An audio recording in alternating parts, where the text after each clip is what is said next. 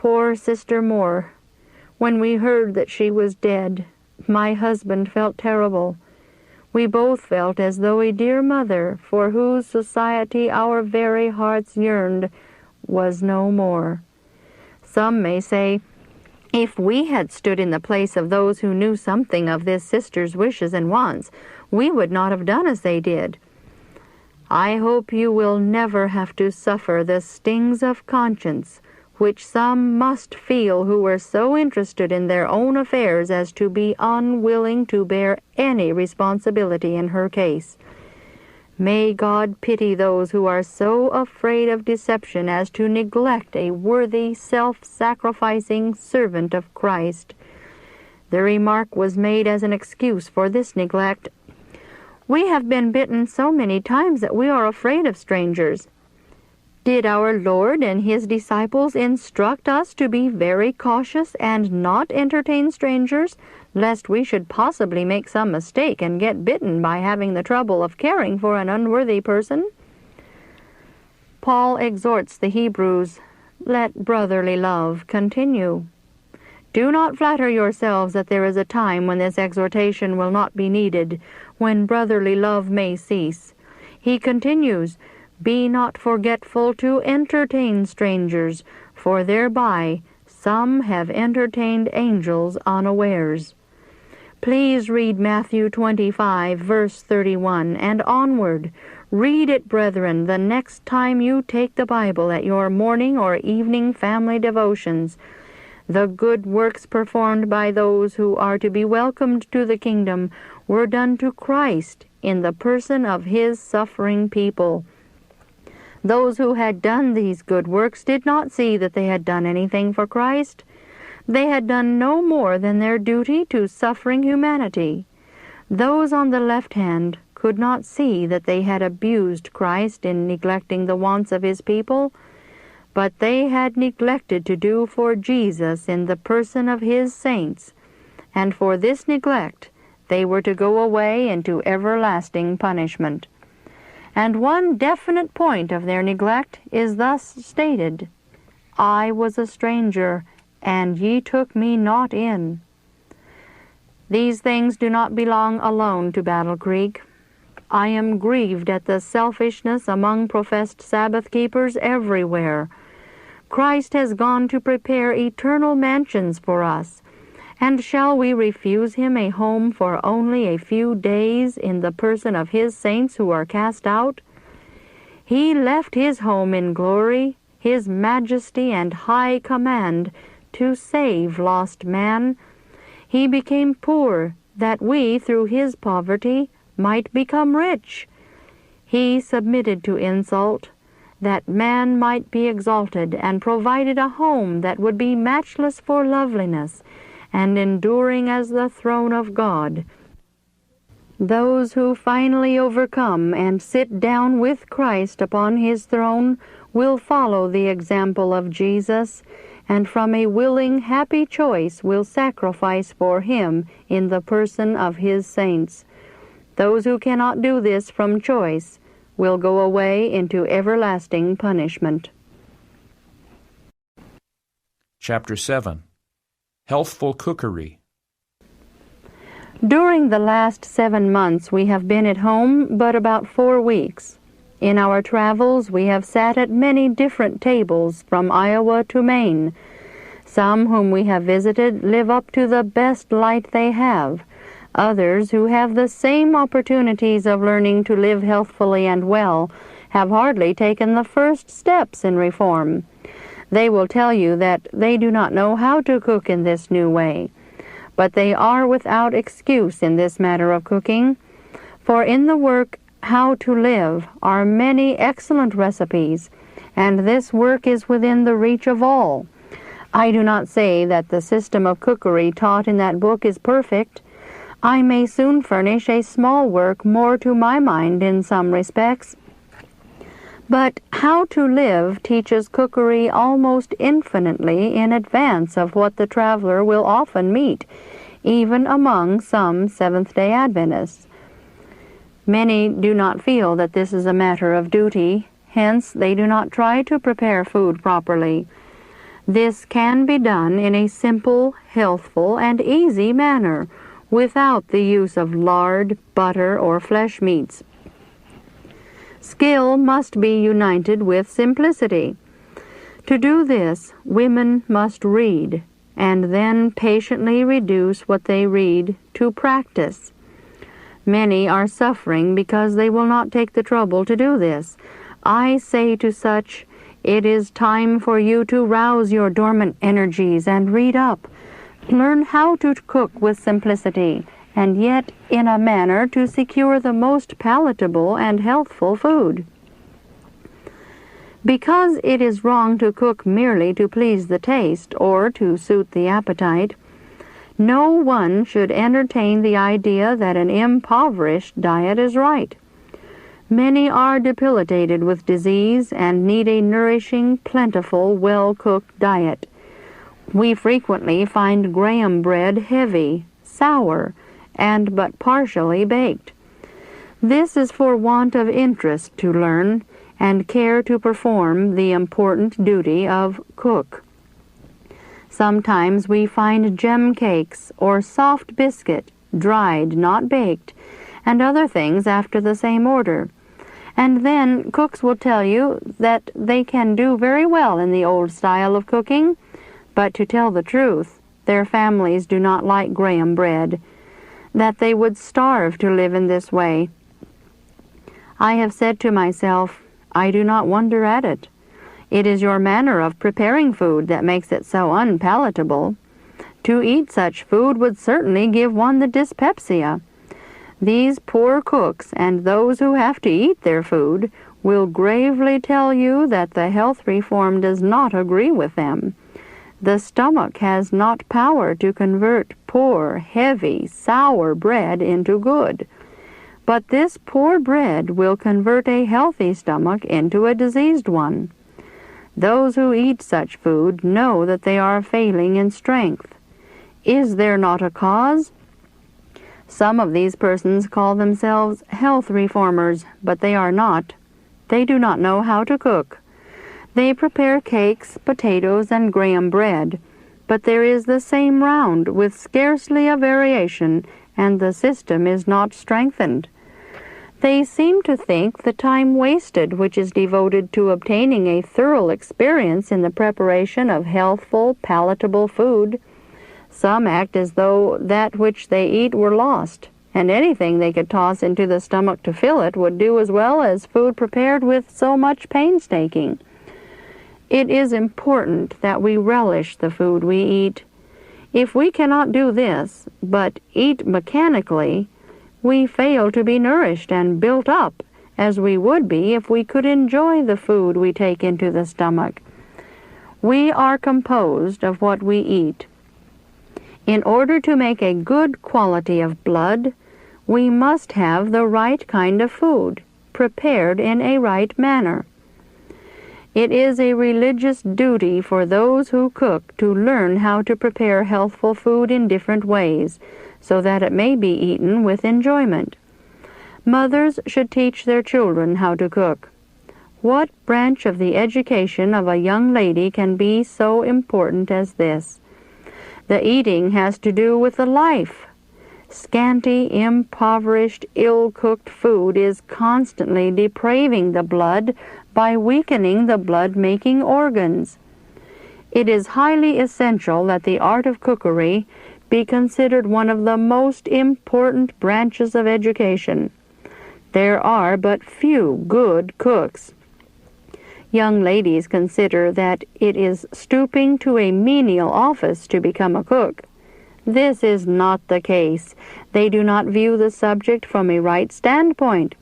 Knowledge of how to prepare food healthfully, especially bread, is no mean science.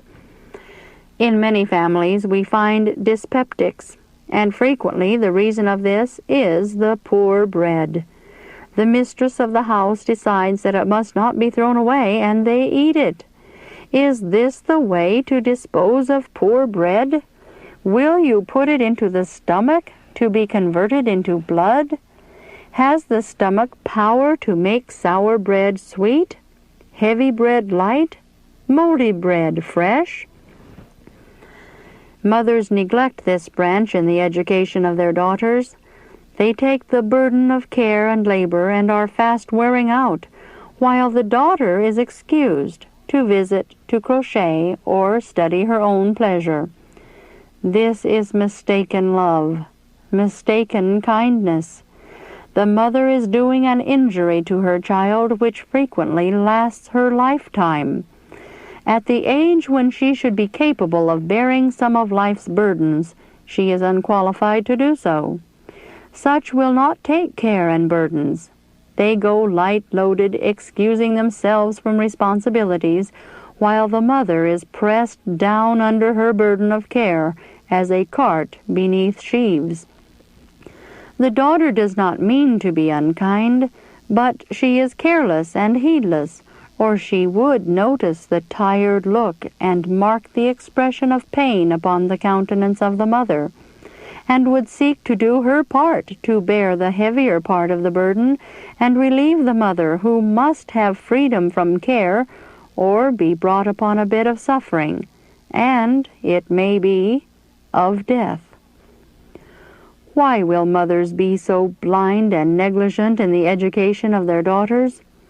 I have been distressed as I have visited different families to see the mother bearing the heavy burden, while the daughter, who manifested buoyancy of spirit and had a good degree of health and vigor, felt no care, no burden. When there are large gatherings and families are burdened with company, I have seen the mother bearing the burden, with the care of everything upon her, while the daughters are sitting down chatting with young friends having a social visit. These things seem so wrong to me that I can hardly forbear speaking to the thoughtless youth and telling them to go to work. Release your tired mother. Lead her to a seat in the parlor and urge her to rest and enjoy the society of her friends. But the daughters are not the ones to be blamed wholly in this matter. The mother is at fault. She has not patiently taught her daughters how to cook. She knows that they lack knowledge in the cooking department and therefore feels no release from the labor. She must attend to everything that requires care, thought, and attention. Young ladies should be thoroughly instructed in cooking, whatever be their circumstances in life. Here is knowledge which may be put to a practical use. It is a branch of education which has the most direct influence upon human life, especially the lives of those held most dear. Many a wife and mother who has not had the right education and lacks skill in the cooking department is daily presenting her family with ill-prepared food which is steadily and surely destroying the digestive organs, making a poor quality of blood, and frequently bringing on acute attacks of inflammatory disease and causing premature death. Many have been brought to their death by eating heavy, sour bread. An instance was related to me of a hired girl who made a batch of sour, heavy bread. In order to get rid of it and conceal the matter, she threw it to a couple of very large hogs. Next morning, the man of the house found his swine dead, and upon examining the trough, found pieces of this heavy bread. He made inquiries, and the girl acknowledged what she had done.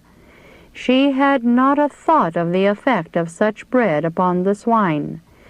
If heavy, sour bread will kill swine, which can devour rattlesnakes and almost every detestable thing, what effect will it have upon that tender organ, the human stomach?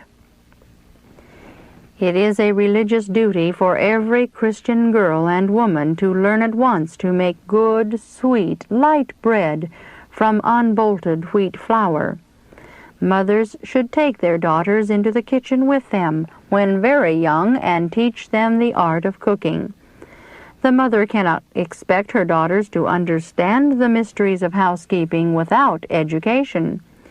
She should instruct them patiently, lovingly, and make the work as agreeable as she can by her cheerful countenance and encouraging words of approval. If they fail once, twice, or thrice, censure not. Already discouragement is doing its work and tempting them to say, "It is of no use, I can't do it." This is not the time for censure. The will is becoming weakened. It needs the spur of encouraging, cheerful, hopeful words as, "Never mind the mistakes you have made. You are but a learner and must expect to make blunders. Try again. Put your mind on what you are doing. Be very careful, and you will certainly succeed." Many mothers do not realize the importance of this branch of knowledge, and rather than have the trouble and care of instructing their children and bearing with their failings and errors while learning, they prefer to do it all themselves. And when their daughters make a failure in their efforts, they send them away with, "It is no use, you can't do this or that. You perplex and trouble me more than you help me."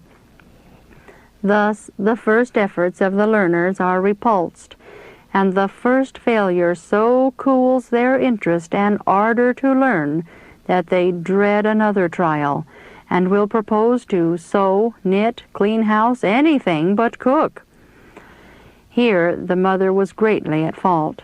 She should have patiently instructed them, that they might by practice obtain an experience which would remove the awkwardness and remedy the unskillful movements of the inexperienced worker.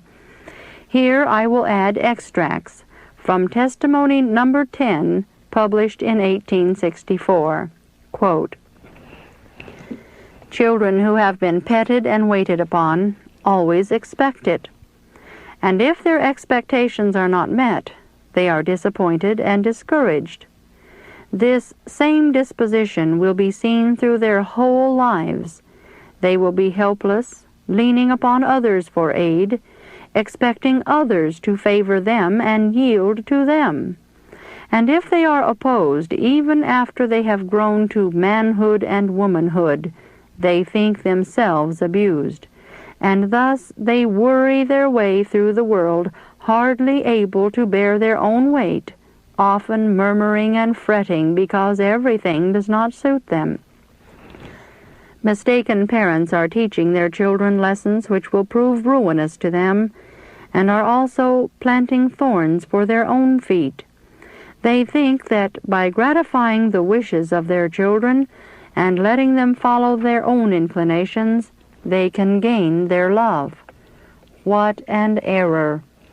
Children thus indulged grow up unrestrained in their desires, unyielding in their dispositions, selfish, exacting, and overbearing, a curse to themselves and to all around them. To a great extent, parents hold in their own hands the future happiness of their children. Upon them rests the important work of forming the character of these children. The instructions given in childhood will follow them all through life. Parents sow the seed which will spring up and bear fruit either for good or evil. They can fit their sons and daughters for happiness or for misery. Children should be taught very young to be useful, to help themselves, and to help others. Many daughters of this age can, without remorse of conscience, see their mothers toiling, cooking, washing, or ironing, while they sit in the parlor and read stories, knit edging, crochet, or embroider. Their hearts are as unfeeling as a stone. But where does this wrong originate? Who are the ones usually most to blame in this matter? The poor, deceived parents. They overlook the future good of their children, and in their mistaken fondness let them sit in idleness, or do that which is of but little account, which requires no exercise of the mind or muscles, and then excuse their indolent daughters because they are weakly. What has made them weakly? In many cases it has been the wrong course of the parents. A proper amount of exercise about the house would improve both mind and body. But children are deprived of this through false ideas until they are averse to work. It is disagreeable and does not accord with their ideas of gentility. It is thought to be unladylike and even coarse to wash dishes, iron, or stand over the wash-tub. This is the fashionable instruction which is given children in this unfortunate age. God's people should be governed by higher principles than worldlings who seek to gauge all their course of action according to fashion. God-fearing parents should train their children for a life of usefulness, prepare them to bear burdens while young. If your children have been unaccustomed to labor, they will soon become weary. They will complain of side ache, pain in the shoulders, and tired limbs, and you will be in danger through sympathy of doing the work yourselves rather than have them suffer a little. Let the burden upon the children be very light at first, and then increase it a little every day until they can do a proper amount of labor without becoming so weary. Inactivity is the greatest cause of side ache and shoulder ache among children. Mothers should take their daughters with them into the kitchen and patiently educate them. Their constitution will be better for such labor. Their muscles will gain tone and strength, and their meditations will become more healthy and elevated at the close of the day. They may be weary, but how sweet is rest after a proper amount of labor. Sleep, nature's sweet restorer, invigorates the weary body and prepares it for the next day's duties. Do not intimate to your children that it is no matter whether they labor or not. Teach them that their help is needed, that their time is of value, and that you depend on their labor." Unquote. Chapter 8. Books and Tracts. The proper circulation and distribution of our publications is one of the most important branches of the present work, but little can be done without this, and our ministers can do more in this work than any other class of persons. It is true that a few years ago many of our preachers were carrying the matter of the sale of books too far. Some of them added to the stock which they held for sale not only publications of little real value, but also articles of merchandise equally valueless. But some of our ministers now take an extreme view of what I said in Testimony number 11 upon the sale of our publications. One in the state of New York, upon whom the burdens of labor do not rest heavily, who had acted as agent holding a good assortment of publications, decided to sell no more, and wrote to the office stating that the publications were subject to their order. This is wrong. Here I will give an extract from Testimony number 11. Quote, "The burden of selling our publications should not rest upon ministers who labor in word and doctrine. Their time and strength should be held in reserve, that their efforts may be thorough in a series of meetings.